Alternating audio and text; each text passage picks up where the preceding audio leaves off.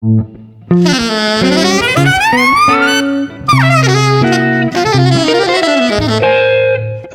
Jazz. I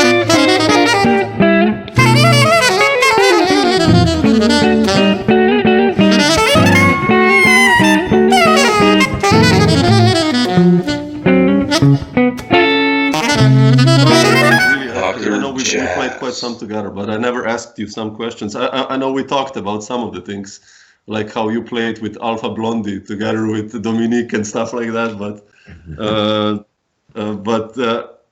I wanted to ask you, like, what was that trigger, first of all, for you, for the improvisation or jazz? Because you played classical music in the beginning, right? Yeah. What was that moment when you said, like, shit, I want to improvise? You know, it was there were a few moments. Actually, I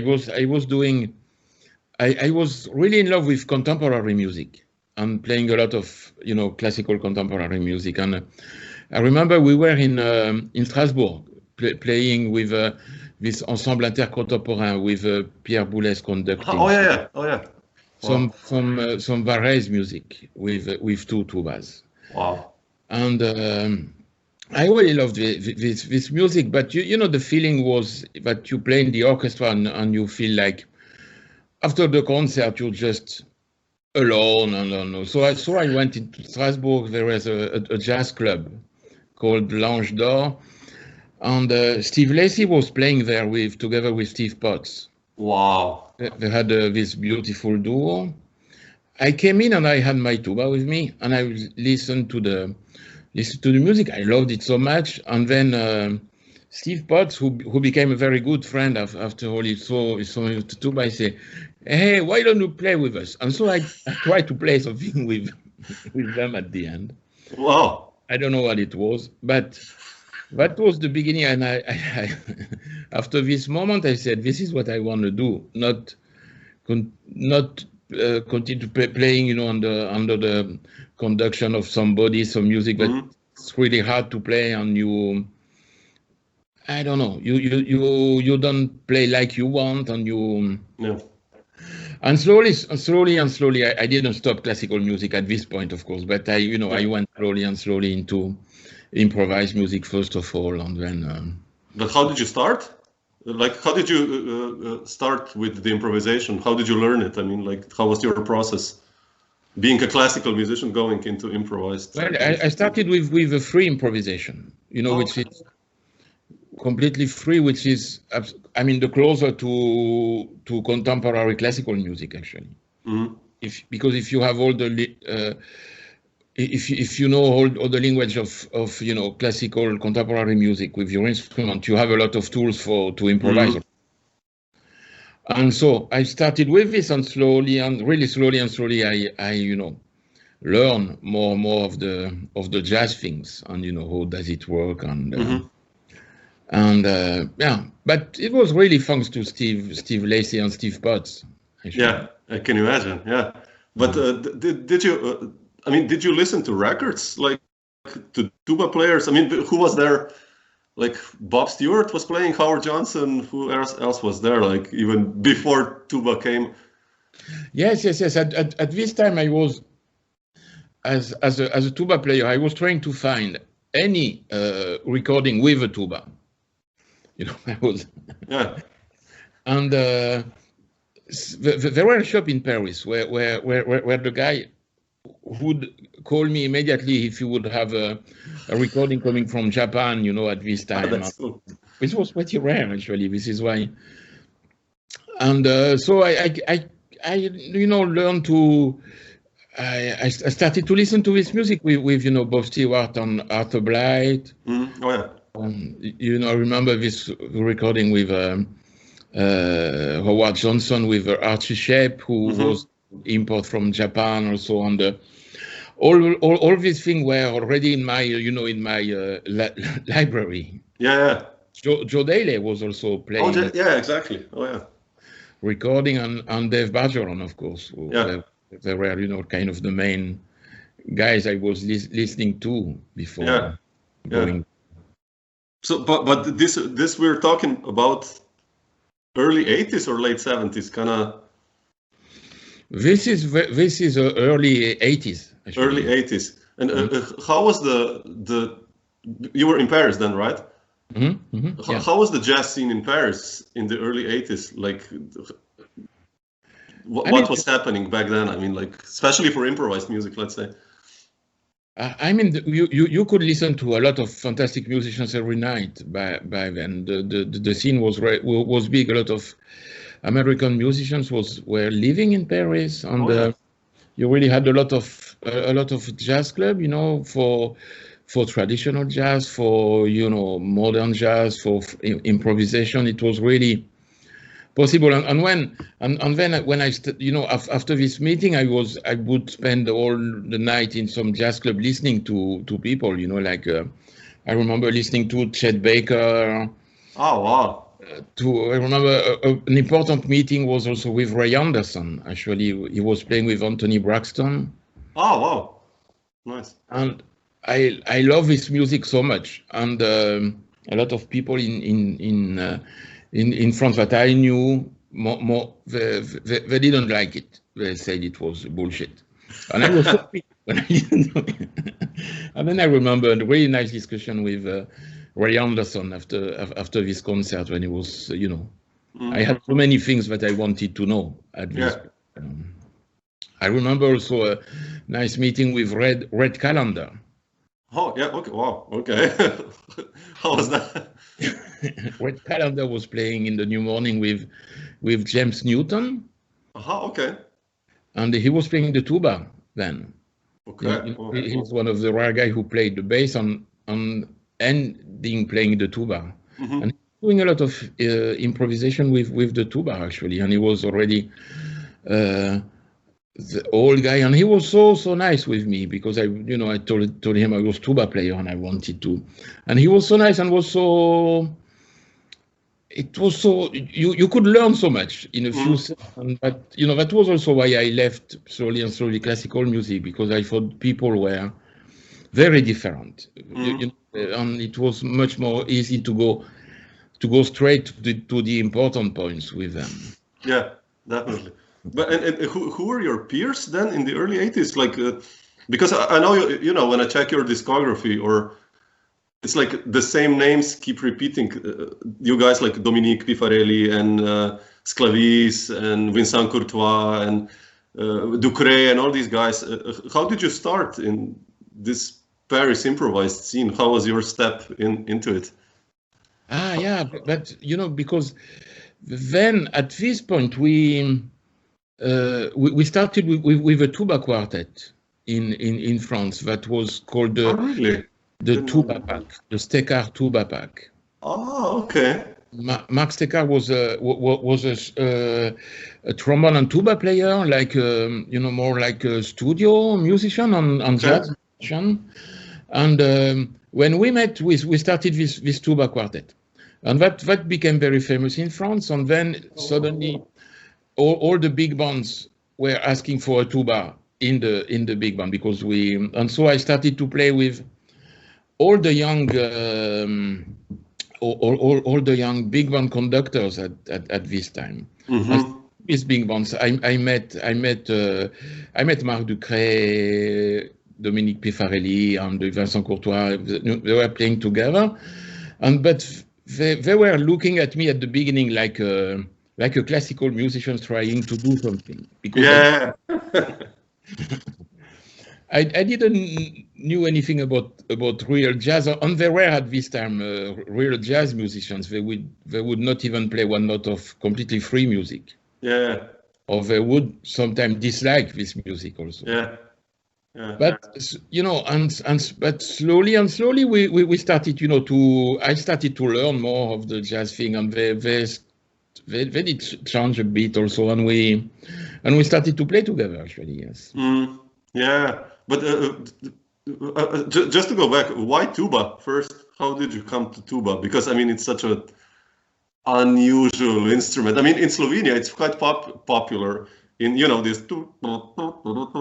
like folk music, but not in the context you play. Like, how did you decide for tuba in the beginning? Like, Well, that was some luck also, because I was a trumpet player for a long time. Oh, really?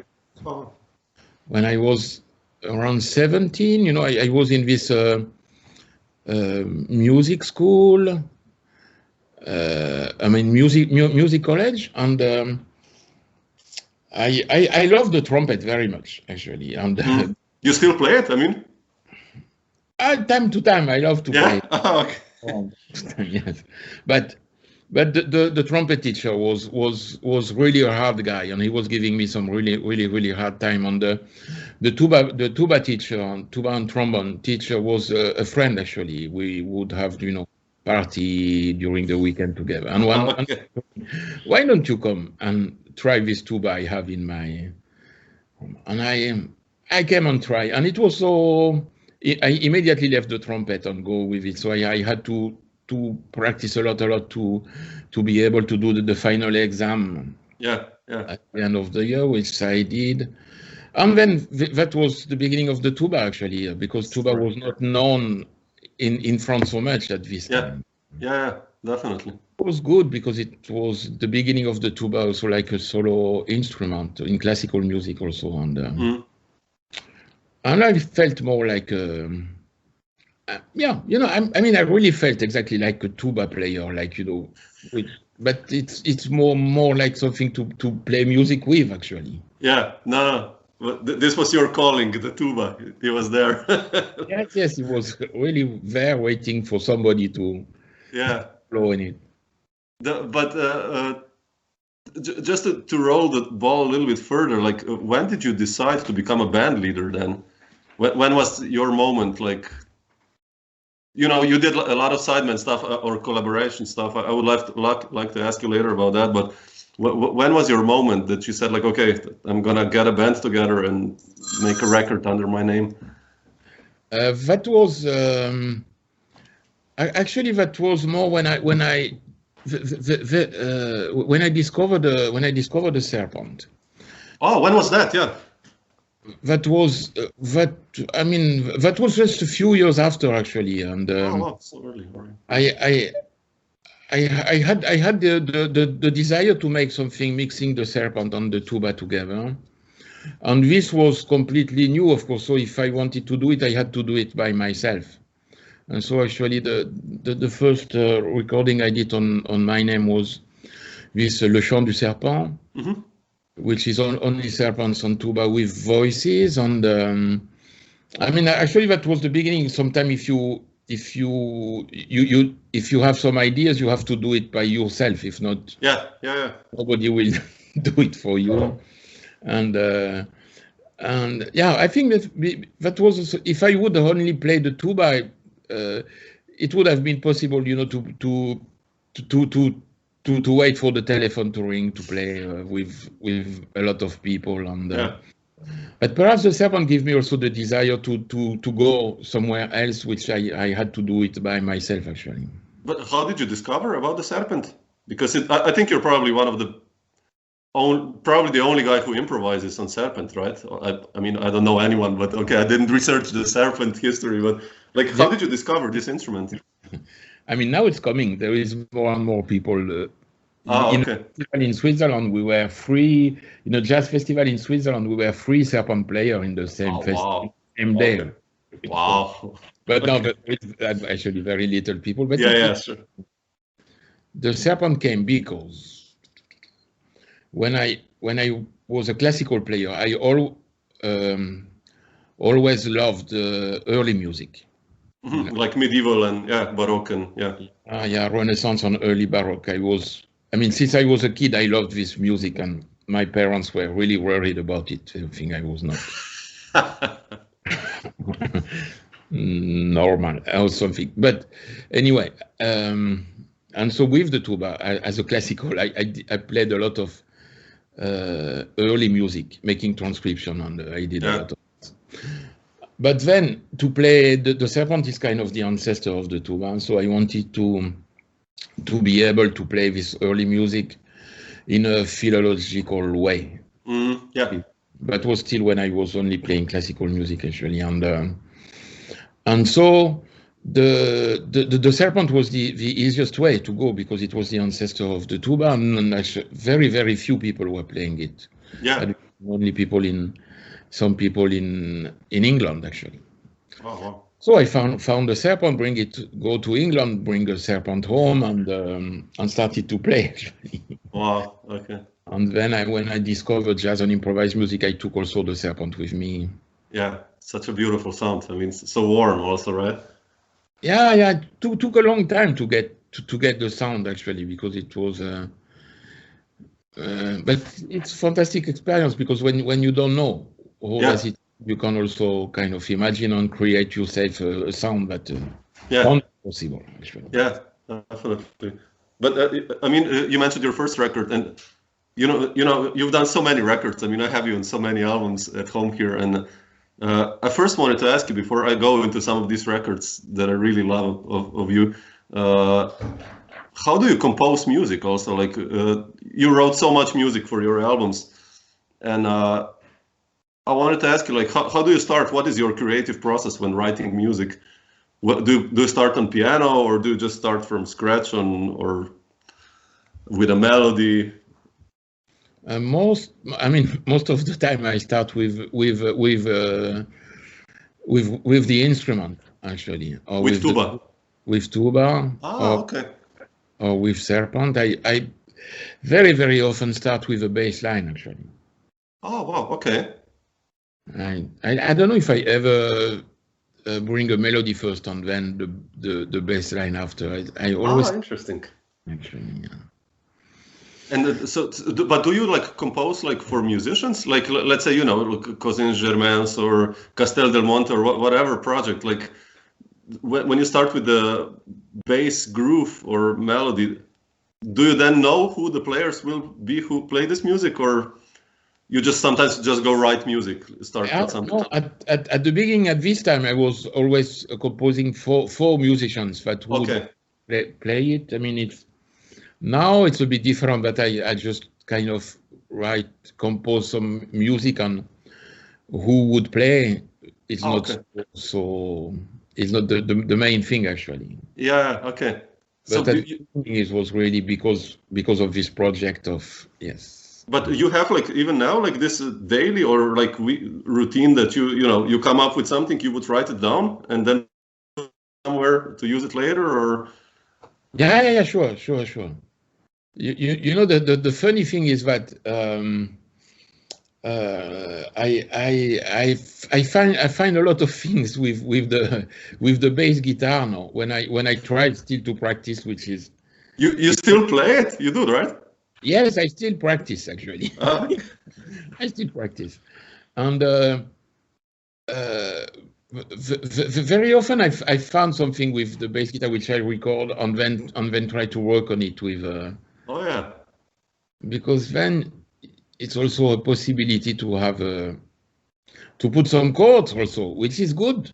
Yeah, chords are good. Yeah, I remember that was like 10 years ago. You started to play bass guitar. I remember when we were touring. Yeah, when we were playing together, actually, was a very. On some of the first tours you did, you started with the bass guitar, and I remember you mentioned Steve Swallow always as your guru, but. Yes. Was he one of the main triggers why you started to play electric bass? Or what was the reason you went to electric bass as well? Steve Swallow is always and was and is still one of my favorite musicians, and his sound is I need to listen to him every day more, or it's so make me feel good, Okay. That's good. And I was lucky enough to play with him when I was very young, actually. When I was playing with a guitar player called Philippe De Schepper. Yeah, sure. Yeah. And we did a recording together with Steve Swallow actually, and. Really? Wow. I mean, we are not playing on the same tunes on this recording, but we met for the concert and things, and then I. Oh wow. Played with Steve also on the first recording I did with Rabih Abou Khalil, and so we were really. I mean, I really love the guy also. Yeah. And so I have this sound, and one day was playing in Sardinia in a festival with Pat Metheny. Okay. And I was so happy, of course, to play with Pat Metheny, and I was the bass player actually with the tuba. I was scared like hell to play bass. How was like that? You played Pat's older music, or like all these famous songs, or? No. Actually, it was a group of Italian musicians, and I was the only French, and Pat Metheny was the main guest, of course. And we were supposed, each of us, to compose one tune. Wow. And so, we played one or two tunes from Pat Metheny, of course. But anyway, I was doing the bass line for him, and I mean, it was such a good feeling. But really, for some of the slow tunes and things, I was really missing playing a string instrument, because I could understand that there is some place that you can't go at this level of what is needed, and I don't know. Perhaps it's just an excuse for something. But when I came back home, I just had to find a bass guitar. Yeah. Yeah. I mean, the function in the music is kind of the same. It's a bass role within the band, right? Like tuba. Yeah, but technically, it's completely different, than tuba. It's completely different, and it was, completely crazy, and especially the first concert, because when I'm listening back to the first thing, I say, "Wow, that was really rude." When was the first concert with bass? You remember? No, Yeah. I think I played it with Rabih Abou Khalil the first time. Ah, really? Oh, wow, that heavy music. Wow. Because we had a project with a duduk player, and everything was very, very soft. Yeah. And this with the tuba was really hard to play very soft and slow all concert. It's just such a... It's possible, but it's really exhausting, and it's... and sometimes just, playing one note with the bass, you just feel everything, and it's up. You don't... Yeah. It's needing, actually. I think that was the first thing I did. Yes, this recording with But did you ever have a mentor for bass, or you just self-taught, you started discover it on your own, or? It's just Steve Swallow is the only one. Wow, okay. The only one. That's so cool. But did you transcribe stuff or how did you? What was your process on bass also? Well, every time I met him, I was asking him things, actually, and looking at him playing. Wow. Cool. And he told me he's practicing back every day, so I practice back also. Yeah. Which I did with the tuba anyway before. Yeah. And you did the record with Steve, that Trace of Grace, right? Also. Yeah. That's such a beautiful one. How was that like? You just called Steve and he was immediately up for it, or? Yeah, of course. Yeah. He is. He was very interesting, actually, because he didn't know so much about early music. Monteverdi, yeah. He remembered from the university, some of. But it was so fantastic to how much it was interesting to listen to a theorbo, to a baroque violin, and to listen to this music. So I asked him also to compose some tunes for the recording. There is 2 tunes from him, which are really nice. And it was fantastic that was a dream, actually, to listen to Steve Swallow improvising on a Chacona or on this traditional Renaissance bass line. Yeah. And it's such a nice sound too. Yes, yeah. And it was interesting to see how much his bass guitar is sounding like a theorbo, actually. Yeah, it's like so. Yeah. If somebody doesn't know really much, about instrumentation and music, they don't know when it goes from Steve solo to the theorbo solo. you really need to be a musician to understand, because it's amazing that it is the same kind of sound. Yeah. Yeah. And it's the same phrasing and the same. It was very, very interesting to see this. Did you ever do then concerts also with this group, or with Steve also, or? Yes. Oh, you did? Okay. We did, but very few concerts, because after it was impossible, of course, because Steve is so busy. Yeah, of course. Yeah. So, and to find him in one day somewhere. Like there, 6th March. Yes, it's too difficult, and no. And then we did the concert when I played the bass a lot in this project during the concert. Yeah. Oh yeah, that's nice. Yeah. So you had 2 basses then on the concerts, like sometimes with Steve also now. No. Steve is there. Yeah. Okay. Okay. Cool. Don't touch that. Okay. No. No, Michel, I wanted to ask you also about one project that when I got to know you, it's Castel del Monte, and I think it's one of my favorite records, because you put it on and it's just so joyful. Some of those tunes are like, wow, it's really nice music. And I wanted to ask you, how did you decide for that project? And the cover is like this Castel actually del Monte, and how did you decide to record it there? Because the sound is so amazing also. And how did that project happen? This is thanks to Pino Minafra, the trumpet player, player from South Italy, which he had a festival, and still have it. Festival in Rovo di Puglia, called the Talos Festival.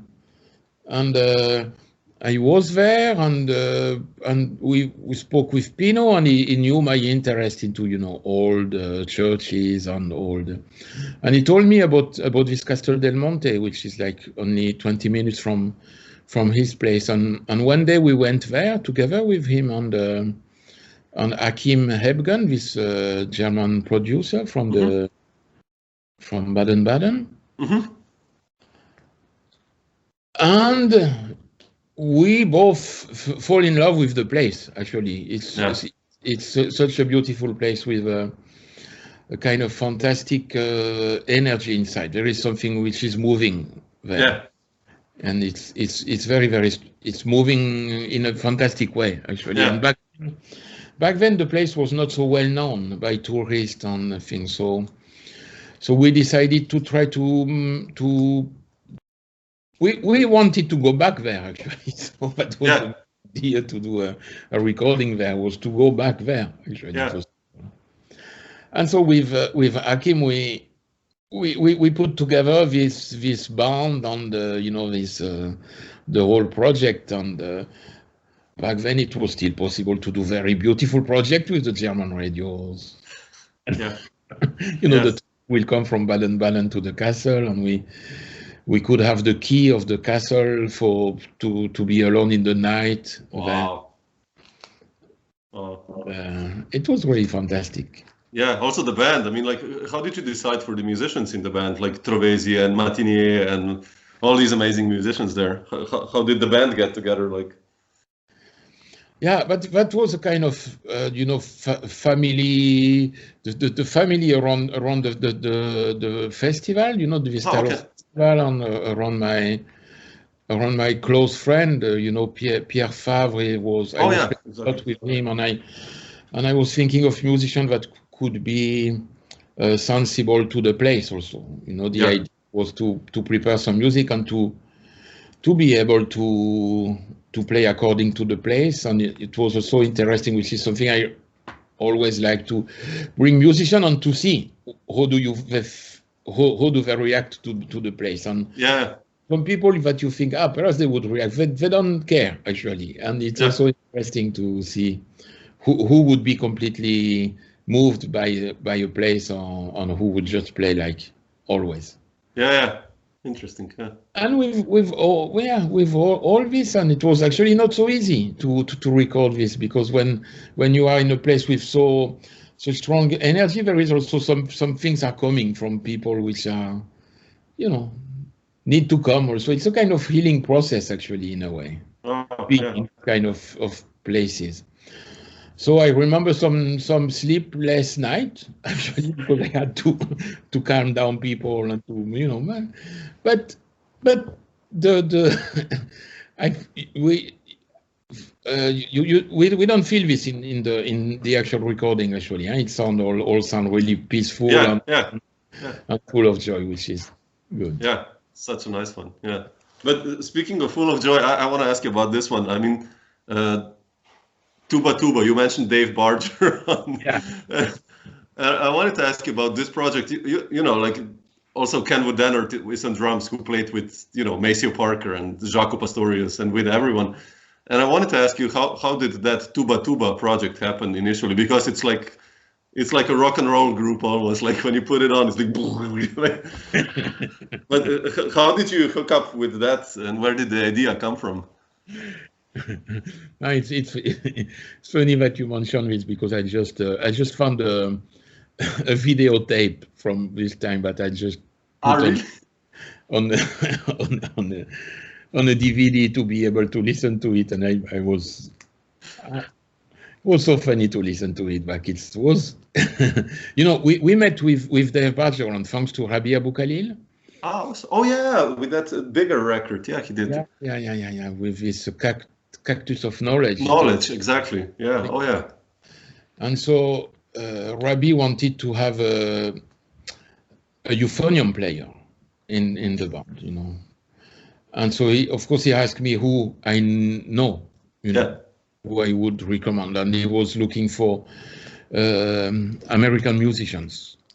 That was the deal, to do it with American musician, and of course I know Dave Bargeron from recording and things. I knew he played is fantastic on euphonium also, and that he would be also able to read the music from Rabih, which is not.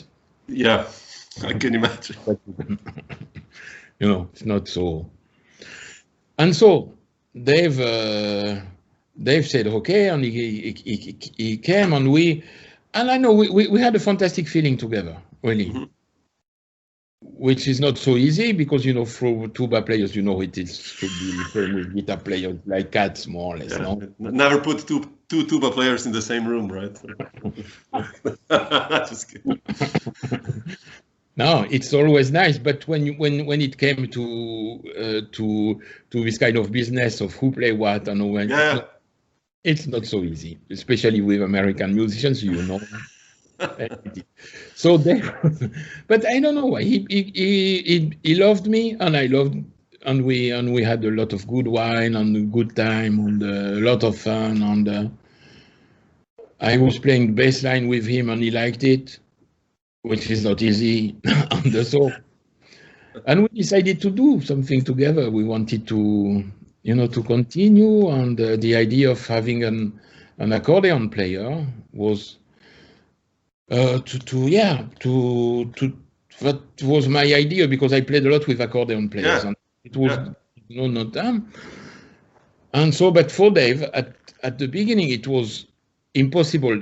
It was okay because it was me, but I am not American. But the band has to be with American musicians. That was no question. Yeah, okay. And I'm trying to tell you, but we have a lot of good accordion players in Europe. Definitely. That was no way. Oh, wow. Interesting. So the first recording and the first tours we did were... so it shows Kenwood, because they were really friends, and they played together with Jaco Pastorius and Gil Evans. And so, of course, I was so glad to play with him also, because it's so great to, to play bass line with such a good drummer. And, definitely. And then, and that was the beginning of it. So we met, first of all, Dave came to France, and we did some duo concerts, just duo. Oh, wow. That's fun. That was really nice. And I actually really learned a lot with Dave to go more into the jazz thing. Yeah, that's interesting. Yeah, because he's really like a jazz.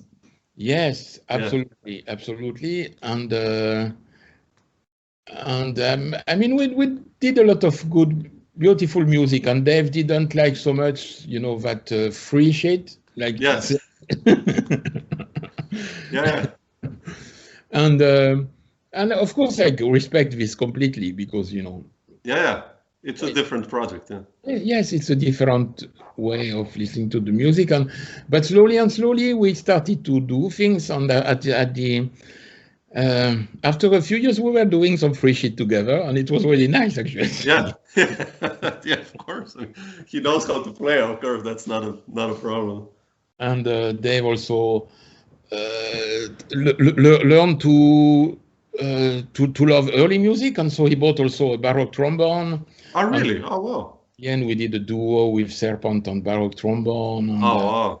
So it was a development that we learned from each other, and I think I learned much more from him because I mean I had to learn a lot of jazz, of real jazz, which the little I know is more like playing with this kind of musician, of course, that you can't. Yeah. There is, but you have to do it right or no. yeah, sure. Yeah. But how much did Luciano bring to the band? Like, I think like the second one is with Luciano, Biondini, right? I think he brought such a fresh wind, I think, in this group. Or Yes, of course, because then, of course, we were touring only in Europe with Tuba. Actually, we never played in the States. And I don't remember for some reason. Perhaps the accordion player Joe was not free for a tour or something. Mm-hmm. And so I really insist then with Dave telling, let's do this tour with at least one of my friends. He is Italian. Yeah. But give a chance. Yeah. And so from the first note on, Dave was completely with him, actually. Of course. And yeah. And of course, I think at the end it would have been perhaps even possible to do a tour with a French drummer. Wow, that would be. I don't know. Quite funny. Man. But now I'm joking, but it's something which is actually very interesting. I think this thing with from American and European musicians that it's a different concept, yeah. It's a different concept, and some musicians like Swallow, or Pat Metheny also. They just know exactly what is going on. Yeah. And they would never disrespect anybody coming from Europe and or being from any country. Yeah. But there is from a lot of other musicians that I know a kind of prejudice, you say? Mm-hmm, yeah. Which we have to deal with this actually, and to prove ourselves to be good in that. Which is always something which I think this is why I never tried to go to the States actually, or to live there for a while. But did you ever visit New York or stuff like that, or? Yeah. Played on. I mean, when I classical music already, and then for some concert and rehearsals then. Yeah. But when I never want to go against this kind of prejudice actually. Yeah. This is a lost battle anyway, because why? Yeah. Why? No. Something very interesting to see. But I mean, of course, a lot of American musicians know exactly what is going on here, but it's. Yeah, now it's, I think, different. Now it's like really one big. Yes. It's yeah. Maybe it's changed. Maybe it was different. Yeah. Yeah, sure. But now it's. I hope at least it's changing. So. Yeah. Of course. But Michel, you mentioned Rabih, and I want to ask you, like, when I started with music, when I was like 19, 18, I really fall into Rabih and this ethno kind of style. And I remember I transcribed his heads, the melodies, the sheets, and just to learn. Of course, I probably got half of it wrong because I didn't understand those meters exactly, right? And but I know the music is extremely complicated, and I wanted to ask you, first of all, how did you hook up with Rabih? Because it's such an unusual combination, like the tuba and the oud and all these amazing players, Mark Nauseef and I don't know, Howard Levy, Kenny Wheeler, all you guys you played with. But how did your story with Rabih begin? It began because Rabih started to play. He wanted a tuba player for some reason, which he never really explained to me. But he wanted a tuba player, and he started to play with Bob Stewart. Mm-hmm. And then they did a few months together actually, and really? but no recording. And Rabih didn't even wanted me to listen to what they did. And after it, but Bob was not able to do one concert, and Rabih called me like the day before or something like this to do a concert, and I mean maximum 2 days before. It was not more than this, and I had no idea of Rabih's music. And but how was that? Did you? I mean, you played like under Boulez and classical music, really heavy stuff, but this is also quite complicated, right? I mean, but this is not the same kind of complex thing. It doesn't help to play with Boulez. Okay. Because it's no. It helps to read a lot of notes. Yeah, that's what I mean. Yeah.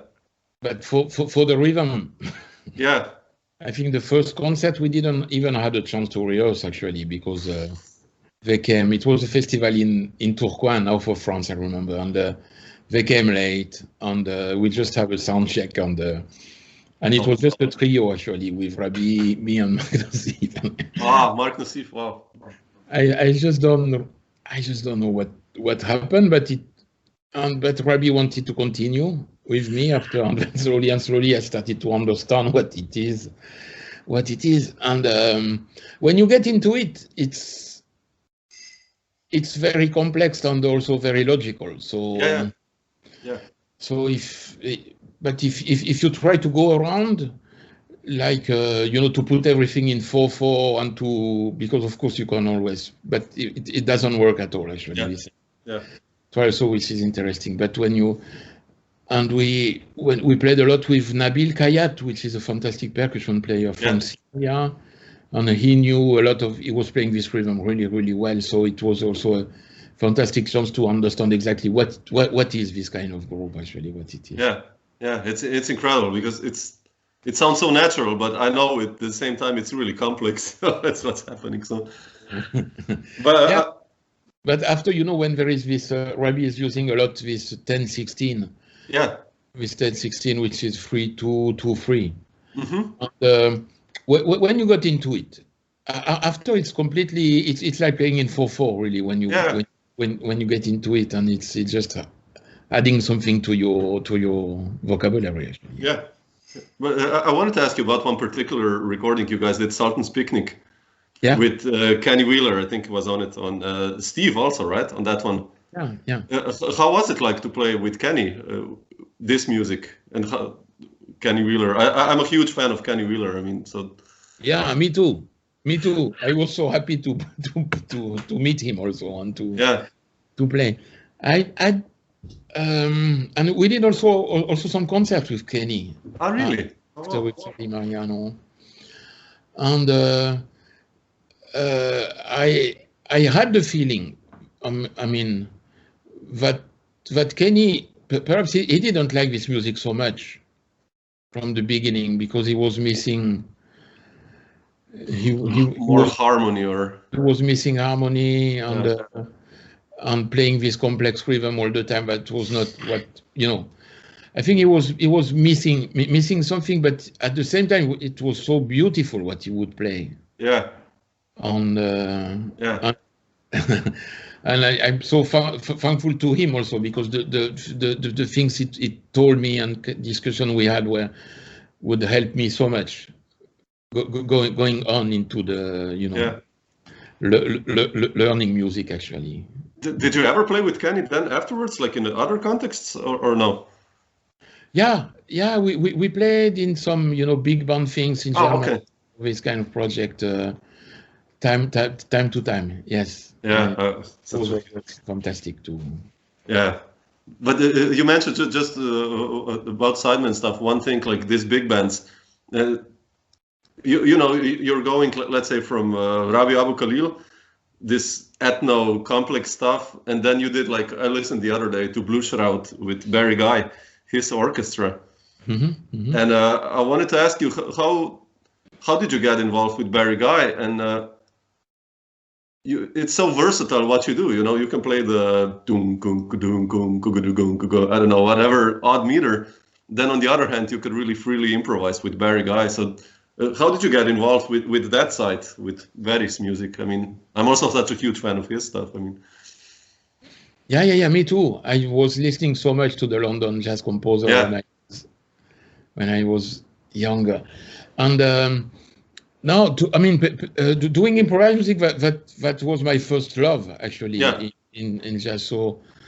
And there is still people thinking in France that I am a free improviser, actually. You know, this is, I still have this stamp on me, even if I... Oh, interesting. Yeah. In France, I have this stamp on me, which will stay, for sure. Wow, interesting. Wow, okay. Cool. Yeah, really. And I love this music so much. I love it. And... I don't do it so often because when I don't know, I was disappointing so many times with free improvised music. You know, it's the only music when before playing I just have the what do you say, the track. I'm nervous and I am, you know. Yeah. Because I really love it. Yeah. It's good. It's really, really good. Yeah. And so with Barry Guy, he wanted to put this project with with musicians being able to play classical music and improvised music, and even Baroque music and improvised music. Yeah. So this is it shows musicians being able to do both of it.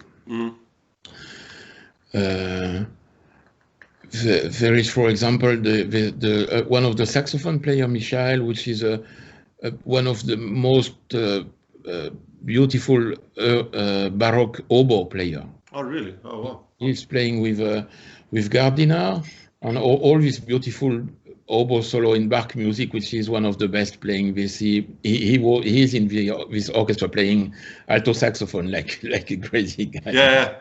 How cool. That's quite cool. Wow, that's amazing. Man. But I wanted to ask you, just think like, do you prefer being a sideman or a band leader? I mean, you've done tons of records as both as a collaborator or sideman and as a band leader as well. But when you put these on scale, do you like being a band leader, like leading bands and saying, or how do you approach being a band leader? No, sure. I like both. I mean, more and more. I am not doing more of my own things because it's the way it goes. It's not me. It's the way it goes because when you do your own thing, less people are calling you because they think you are not, or you are not, or perhaps yourself you are not as open as you are when you don't do your own thing. It's also possible. So I am doing more and more my own things, but I'm really missing sometimes playing with people, just playing the music from somebody else, which I still really like. Yeah, it's a balance which I Yeah. You never get the perfect balance. No, sure. It's always like, yeah. But do you have something new coming up, like as a band leader? What's your new project in the making? Well, there are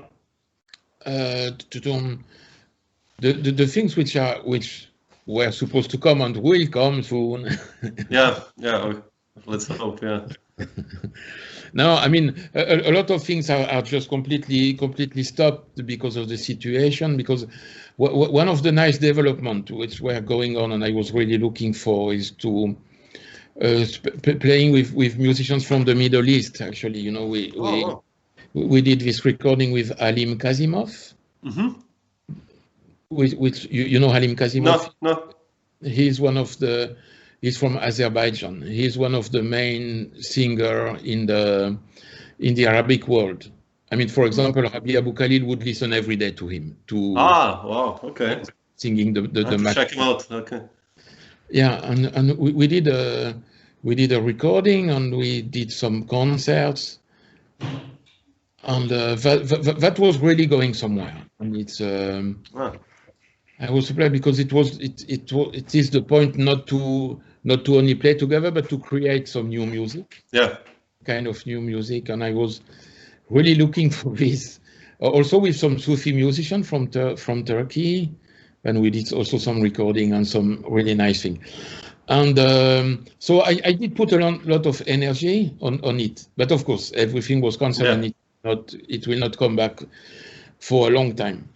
So this is a part which I feel kind of pissed off not being able to go on, because it was really something which I felt deeply that it's not jazz anymore, but it's kind of it's some new music coming on. It's music, it's music and some And then I have a new project that I'm working on now with an alchemist.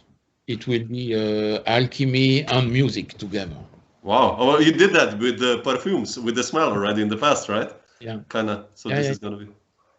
Yeah, we did it with the perfume and with this alchemist, which is a fantastic guy.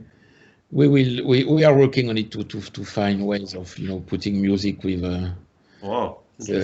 His way of being an alchemist, or making weapons. Wow, quite cool, man. Cool.